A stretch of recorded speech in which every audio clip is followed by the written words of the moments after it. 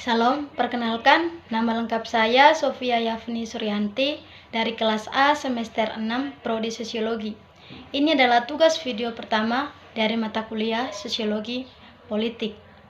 Di dalam video kali ini saya akan menjelaskan mengenai tema tentang artikel isu politik kontemporer terkait pemilu 2024. Di sini saya mengambil isu politik terkait hilangnya moral pemilu seperti politik uang dan politik transaksional.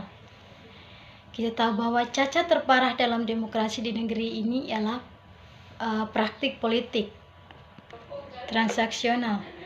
Disebut cacat lantaran orang memilih partai politik, anggota legislatif, atau pejabat publik bukan karena baik kompetensi maupun integritas mereka, melainkan karena pemberian uang atau materi. Politik transaksional akan melahirkan oligarki, yakni sistem pemerintahan oleh elit berduit, bukan meritokrasi, sistem kekuasaan oleh mereka yang berprestasi dan berkualitas. Pemerintahan oligarki akan menyuburkan korupsi. Penguasa yang memerintah melalui politik transaksional kelak akan menuntut kembali uang yang telah mereka tebarkan. Pemerintah oligarki juga hanya akan menghadirkan kesejahteraan sebesar-besarnya bagi diri dan kelompok, bukan bagi seluruh rakyat. Padahal rakyat yang sejahtera bisa meminimalkan politik transaksional. Di level politik transaksional lazim dikenal sebagai politik uang atau money politik. Politik uang adalah praktik pemberian uang atau materi kepada pemilih untuk memilih kandidat tertentu saat pemilihan umum. Politik uang sepertinya sudah menjadi kultur di masyarakat. Masyarakat semakin permisif terhadap kultur politik wani piro atau berani berapa itu. Rakyat rela menukar pilihan ideal terhadap kandidat pejabat publik dengan uang. Pangkal politik uang yang telah membudaya di masyarakat itu ialah partai politik atau kandidat dari partai politik. Artinya, dengan politik uang, partai politik telah melakukan pembodohan. Padahal salah satu tugas penting partai politik ialah menyelenggarakan pendidikan politik buat rakyat. Walhasil, politik uang yang berpangkal dari partai politik bakal menciptakan pemerintahan oligarki, korupsi, pembodohan, serta menjauhkan rakyat dari kesejahteraan. Sebelumnya, sejumlah elemen masyarakat mengampanyekan anti politik uang. Gerakan moral itu mengajak masyarakat menolak politik uang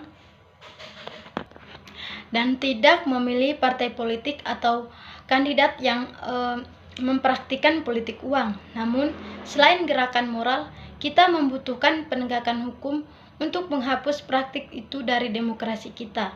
Pelaku politik uang sesungguhnya bisa dipidana sesuai dengan Undang-Undang Pemilu Nomor 8 Tahun 2012. Namun, Undang-Undang Pemilu lebih menargetkan individu sebagai pelaku dalam kapasitasnya sebagai pribadi. Artinya, kecil kemungkinan partai politik dipidana gara-gara politik uang. Kita berharap di masa mendatang, Undang-Undang Pemilu membuka ruang bagi partai politik yang terbukti melakukan money politik untuk dipidana demi menghadirkan demokrasi berkualitas. Undang-Undang Pemilu juga tidak mengatur politik uang yang dilakukan pejabat negara dengan menggunakan anggaran negara. Pejabat hanya bisa dipidana dengan Undang-Undang Tindak Pidana Korupsi, idealnya demi menghadirkan efek jerah dan meningkatkan kualitas demokrasi. Situasi politik pada masa kini cenderung menggambarkan bahwa sifat hakiki dari politik yang tergambar di Indonesia adalah buruk.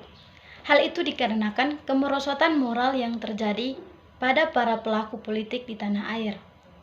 Merajalelanya korupsi yang dilakukan oleh pemerintah, baik pemerintah di tingkat daerah maupun pemerintah pusat. Adanya sekelompok oknum-oknum atau pemegang kepentingan di pemerintahan yang melakukan tindak korupsi makin memperburuk citra politik itu sendiri. Sistem politik yang terbentuk pada bangsa Indonesia berkolerasi dengan perilaku korupsi.